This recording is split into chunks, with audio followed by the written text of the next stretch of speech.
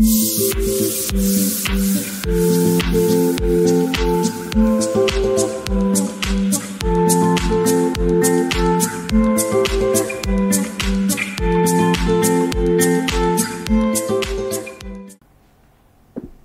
siang, selamat berjumpa kembali dengan Great Talk Sekolah Bahasa Sarjana Universitas 11 Maret. Bagaimana kabar para pemirsa yang budiman? Mudah-mudahan semuanya sehat dan selalu dalam perlindungan dari Allah SWT. Pada kesempatan ini saya mendapatkan dua orang tamu, ibu-ibu yang kebetulan berkiprah dalam hal lingkungan hidup. Senada dengan perbincangan pada siang hari ini, kami akan membahas terkait dengan peringatan Hari Lingkungan Hidup Sedunia. Saya perkenalkan, Assalamualaikum Bu Dr. Murtanti Jani Rahayu. Waalaikumsalam warahmatullahi wabarakatuh, Prof. Juga Assalamualaikum pada Bu Dr. Haning Tamawati. Waalaikumsalam warahmatullahi wabarakatuh. Terima kasih atas waktunya bisa berbincang dengan kami terkait dengan peringatan Hari Lingkungan Hidup Sedunia. Kita semua sangat peduli terhadap lingkungan, untuk itu lingkungan menjadi hal yang sangat menarik untuk kita bincangkan, kita carikan solusi-solusi pemecahan permasalahannya, dan juga harapan-harapan ke depan bahwa terkait dengan lingkungan menjadi suatu kepedulian bersama, baik itu pemerintah, masyarakat, dan dunia pendidikan, dalam hal ini adalah Universitas 11 Maret. Bu Dr. Murtanti ini kan sekarang menjabat sebagai Kepala Subdirektorat Green Campus Universitas 11 Maret. Bagaimana ini kira-kira dengan isu lingkungan yang ada di kampus ini, Bu Murtanti? Baik, terima kasih Prof. Sajidan. Kalau kita menengok sejarah beberapa waktu yang lalu ketika kita mengawali mengikuti pemeringkatan begitu, sampai 12 tahun kemudian begitu, sangat terasa memang perubahan yang kita lakukan begitu. Mulai dari produksi limbah yang sangat banyak, kemudian kita mulai memiliki bank sampah, kemudian ada berbagai upaya yang mencoba untuk mengolah berbagai limbah yang kita miliki, termasuk bagaimana kita bekerja sama dengan mitra atau pihak ketiga dalam mengelola limbah B3 begitu. Jadi kalau kita bisa memberi angka, persentase 100% limbah B3 kita jelas sudah dikelola dengan benar begitu. Sedangkan untuk limbah-limbah yang lain sudah mendekati angka ke 85% untuk limbah organik, sedangkan limbah anorganik kita akan melakukan semacam daur ulang dan recycle 3R begitu, di mana limbah-limbah yang kita hasilkan tidak semuanya langsung dibuang, tapi kita pilah di bank sampah, sehingga ada beberapa limbah yang akhirnya kita lakukan semacam downcycling maupun upcycling. Jadi ada yang fungsinya kemudian menjadi meningkat, manfaatnya, fungsinya, tapi juga kemudian kita olah ada yang menurun fungsinya, artinya fungsinya tidak sama seperti produk sebelumnya gitu. Itu Ya, yang masih kita Bu Murtanti saat ini kan perannya mengorganize ya. Jadi semua komponen yang unit kerja yang ada di UNS, salah satunya adalah PPLH Universitas 11 Maret. Bagaimana Bu Dr. Haning ini terkait dengan program PPLH ini di UNS ini?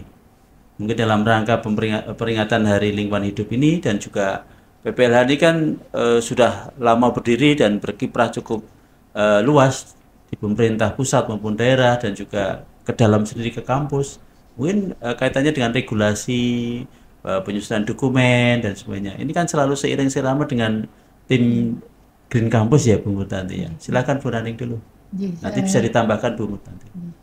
Terima kasih Prof. Ajit. Jadi PPLH sebagai salah satu pusat studi di Universitas 11 Maret ini mempunyai visi menjadikan PPLH menjadi pusat kepakaran penelitian dan pengabdian masyarakat bidang lingkungan hidup yang berbasis daerah aliran sungai untuk mendukung pembangunan berkelanjutan. Nah, jadi dari visi ini ada beberapa misi, salah satunya misi PPLH adalah meningkatkan kualitas sumber daya manusia yang terkait dengan bidang lingkungan hidup, dan ini PPLH melakukan menjabarkan misi ini dalam kegiatan antara lain berupa diklat, Prof. Jadi PPLH sudah rutin secara reguler menyelenggarakan diklat lingkungan. Jadi ada diklat AMDAL, diklat UKL-UPL, KLHS, kemudian pengelola limbah, dan diklat-diklat lingkungan hidup yang lain. Semuanya ini untuk untuk meningkatkan kualitas sumber daya manusia di bidang lingkungan hidup. Dan ini tidak hanya dari luar saja, tetapi dari dalam UNS sendiri pun ikut masuk ikut ya, masuk. ya, Jadi dalam diklat-diklat dan juga penyusunan dokumen-dokumen ya. Ya. Prof. Oke, kembali ke Bu Dr. Murtanti. Jadi kita kan mengikuti pemeringkatan UI Green Metric, ya kan, dan berjalannya waktu kita itu kan juga ikut dinamis ya, mengikuti perubahan-perubahan indikator. Kira-kira bagaimana Bu challenge kita ke depan ini untuk UI Green Metric ranking kita ini? Kalau kita bicara peringkat, memang UNS berada pada kondisi yang sangat baik begitu sampai hari ini. Jadi mulai dari kita mengikuti, kita sempat berada di 5 besar sampai saat ini dengan kedinamisan keikutsertaan universitas atau perguruan tinggi baru yang mereka berlari sangat cepat, sehingga kita masih bisa bertahan di ranking ke-6 tahun lalu, tahun 2024, dari 1.483 peserta universitas. Nah, sedangkan di tingkat dunia kita memang di level 43 begitu. Itu saya kira menjadi sesuatu yang sangat prestisius bagi pencapaian Universitas 11 Maret hingga kita memperoleh kondisi seperti saat ini. Tapi saya kira kita tidak perlu berbangga hati, karena ranking atau peringkat itu kan sebenarnya bukan tujuan akhir, Prof. Gitu. Kita berharap ini itu tidak hanya sekedar angka kita mendapatkan peringkat tinggi, tapi diimbangi dengan berbagai kesadaran dan praktek yang betul-betul ramah lingkungan begitu. Jadi tidak hanya sekedar kita ingin bercita-cita, tapi bagaimana upaya itu secara konkret diterapkan dan terus dilakukan, karena perguruan tinggi yang lain terus berlari, tapi sepertinya kita tidak kalau kita berlari kencang, memang kondisi saat ini memungkinkan untuk kita bisa melihat banyak hal yang sangat terbatas begitu. Jadi dengan berbagai keterbatasan itu, saya kira upaya kita tidak hanya dari sekedar menyediakan anggaran, tapi bagaimana kesadaran seluruh sivitas itu melakukan hal-hal yang kecil, hal-hal yang dimulai dari diri sendiri dan mulai dari sekarang begitu. Jadi bagaimana upaya meminimalisir limbah, mengefisienkan penggunaan energi berbasis fosil begitu. Nah, saya kira itu menjadi upaya kecil yang dampaknya akan sangat besar, dan ini sesuai dengan cita-citanya Menteri Pendidikan kita bahwa universitas harus berdampak, dan kita melakukan hal-hal yang kecil dan berdampak besar. Itu yang kita usahakan dengan berbagai kondisi yang sangat terbatas. Bu Murtanti, Bu Raning, ini kan dalam peringatan Hari Lingkungan Hidup Sedunia itu temanya kan akhiri sampah plastik. Saya kira ini menjadi tema yang sangat bagus ya, karena limbah plastik itu sudah mencapai jumlah yang luar biasa ya. Dan dari limbah yang ada itu kan memang urutan pertama yang paling besar adalah food waste ya. Jadi limbah makanan itu sekitar 39%, dan limbah plastik itu 20%. Nah, bagaimana kira-kira ini di UNS ini Bu Murtanti kaitannya dengan pemanfaatan plastik? Selain kita mendorong ada penggunaan bioplastik ya, tapi plastik yang digunakan itu bagaimana menggunakan 3R tadi, ya kan? Dan juga mungkin dari PPLH juga nanti bagaimana upaya-upaya ke depan terkait dengan tema Hari Lingkungan Hidup sekarang ini adalah bagaimana mengakhiri sampah plastik ini, ya, ending plastic pollution ya. Silakan. Ya, Bu mohon Murtanti izin. dulu, tidak apa-apa. Izin. Ya. Baik, sepakat Prof bahwa polusi plastik saat ini sangat mendominasi ya, meskipun yang kedua dibandingkan food waste, tapi food waste bisa didaur ulang dengan sangat mudah gitu dan bisa dikonsumsi oleh makhluk yang lain begitu. Tapi pada kenyataannya sampah plastik yang saat ini 8 juta ton Prof mencemari laut yang itu setiap tahun terjadi. Artinya kalau dikalkulasi dari tahun 50 itu hanya 9% sebenarnya yang bisa didaur ulang. Nah, ini menjadi tantangan kita bersama karena apa yang kita lakukan saat ini sebatas mengumpulkan barang bekas plastik dan mendaur ulang begitu. Nah, padahal kalau kita cermati sebenarnya tantangan lingkungan kita tidak hanya sekedar polusi plastiknya, tapi ternyata ada kegagalan sistemik begitu dalam proses produksi dan konsumsi kita begitu. Nah, ini yang mestinya ada strategi yang cukup masif, strategi yang global karena ini sangat terkait dengan beberapa tujuan SDGs begitu.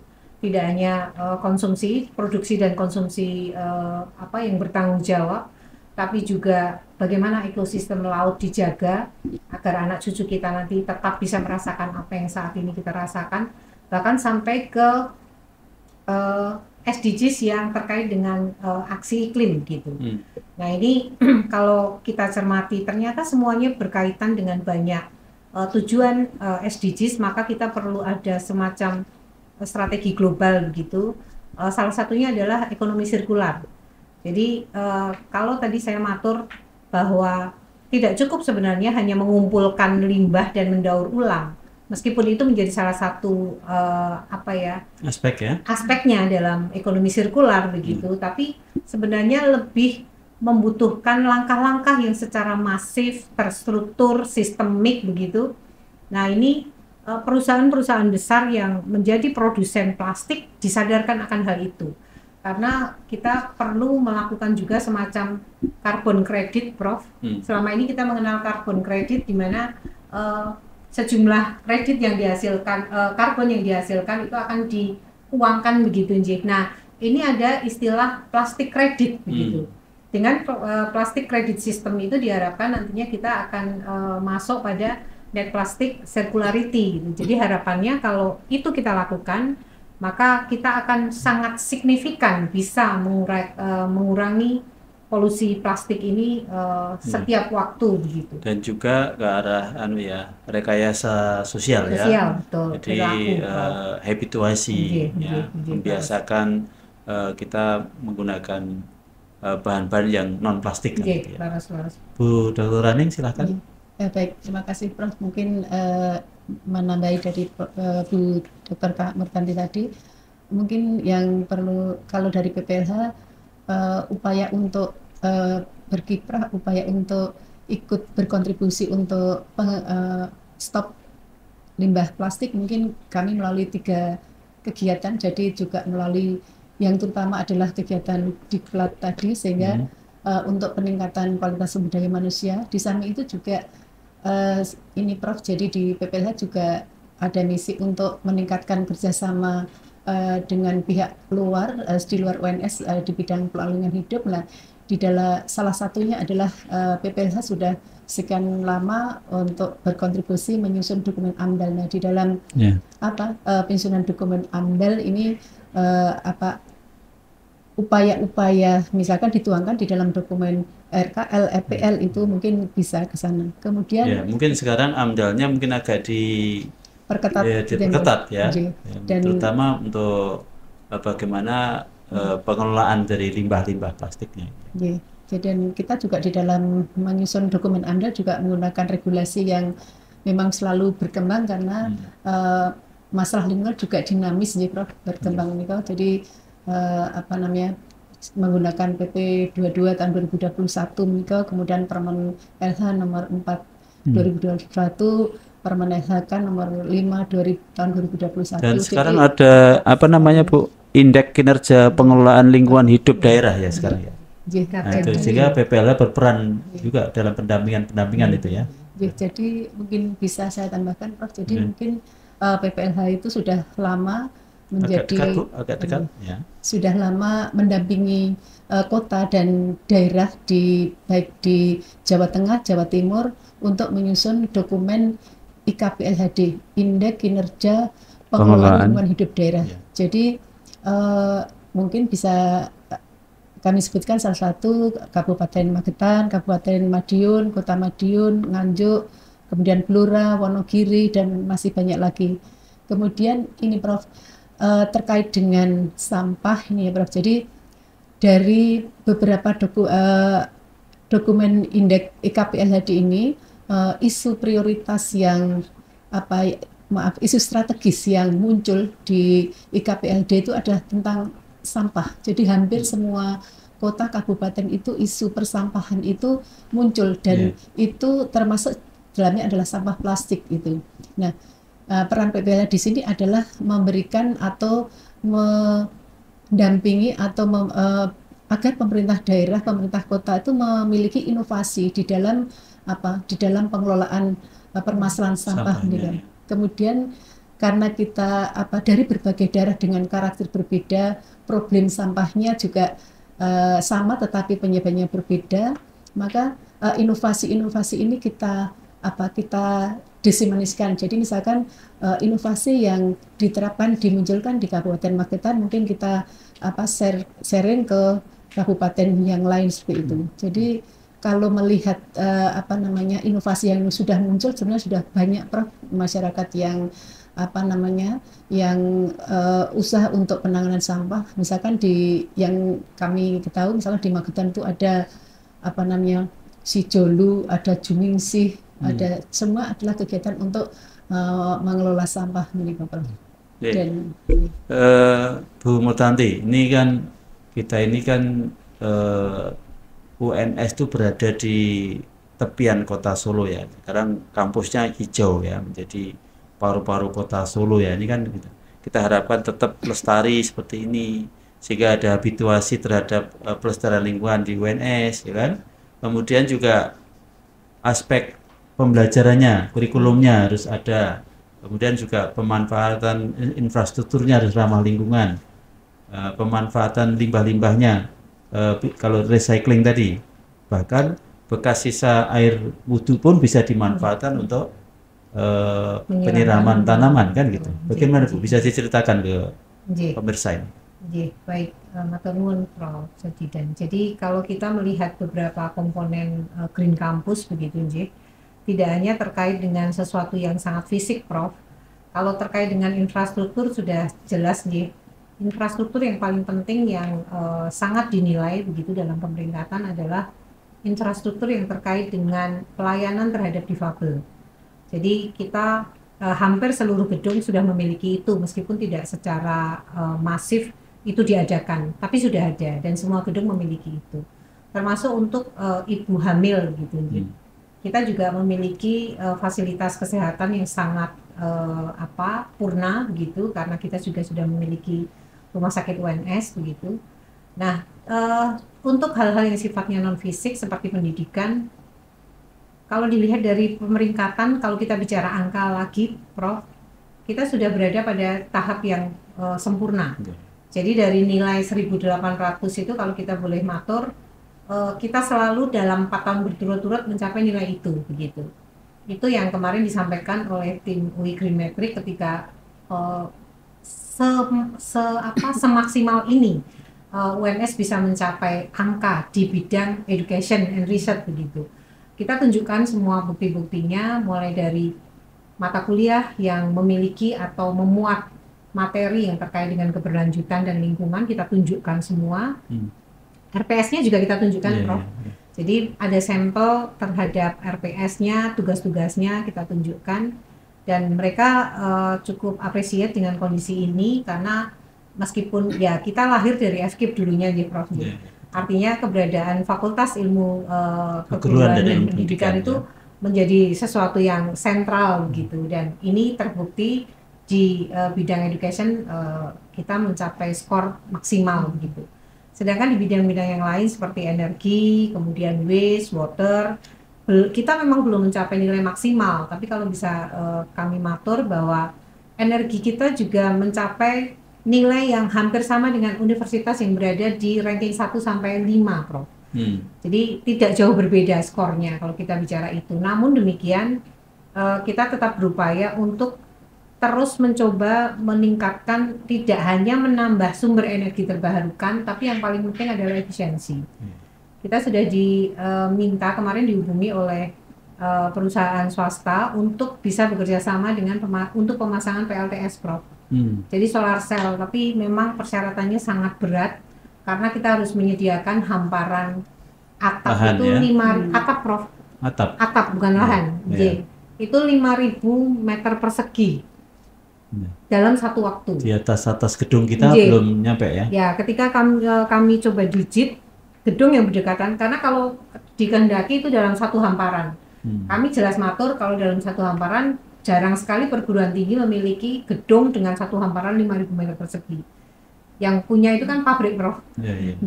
Nah, kemudian syaratnya diturunkan, oke, boleh beberapa bangunan tapi yang berdekatan. Coba saya digit lagi ternyata maksimal hanya 3.000. Jadi ini masih tahap dievaluasi, masih memungkinkankah UNS mendapatkan kesempatan untuk dipasang energi baru dan terbarukan ya. Bu Raning, ini kan kita masih momentumnya masih peringatan Hari Lingkungan Hidup Sedunia ya.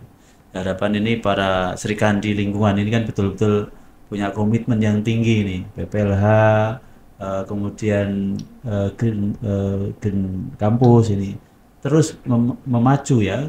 Kan selain itu kan ada di sekolah pasar saja ada S2, S3 ilmu lingkungan ya kan, melahirkan para magister dan doktor yang handal di bidang itu. Ini kita saling support Bu Rani ya kan. Sehingga harapan kita bisa bersama-sama dalam rangka menjaga lingkungan khususnya di UNS dan juga berimbas pada instansi-instansi lainnya yang disampaikan oleh Bu Dr. Murtanti dan Bu Rani. Untuk closing statement silahkan Bu Murtanti, kaitannya dengan peringatan Hari Lingkungan Hidup hari ini. Baik, Prof. Satu hal yang penting mungkin sesuatu yang kecil tidak selalu tidak berdampak begitu. Jadi artinya apapun yang bisa kita lakukan kita coba maksimalkan mulai dari diri sendiri, mulai dari sekarang dan hal-hal yang ada di depan kita. Sudah ada tumbler di sini. Kenapa kita tidak selalu membawa tumbler kemanapun kita pergi, daripada kita selalu harus mengisi dengan air kemasan begitu, Nji. Saya kira langkah kecil ini akan sangat berdampak terhadap diproduksinya limbah plastik yang sampai hari ini masih sangat luar biasa mengancam lingkungan kita. Jadi bawalah tumbler kemanapun kita pergi, karena air menjadi sumber kehidupan kita. Dengan adanya tumbler kita akan bisa berperan untuk meminimalisir sampah limbah plastik. Ya, air merupakan basis kehidupan ya, karena 70% tubuh kita itu terdiri dari air. Silakan Bu Dr. Rani. Terima kasih Prof. Sajidan. Jadi sesuai dengan tema Hari Lingkungan Hidup 2025 ya, untuk menghentikan polusi plastik tentunya kalau dari PPLH akan selalu berkiprah dan untuk menjaga lingkungan lebih baik, terutama untuk sampah. Dan mungkin kalau memang betul harus dimulai dari hal-hal yang kecil, karena itu akan berdampak besar. Dimulai yang bisa seperti itu dan dimulai dari sekarang ya, seperti itu, Prof. Ya. Istilahnya adalah ADS, atur diri sendiri.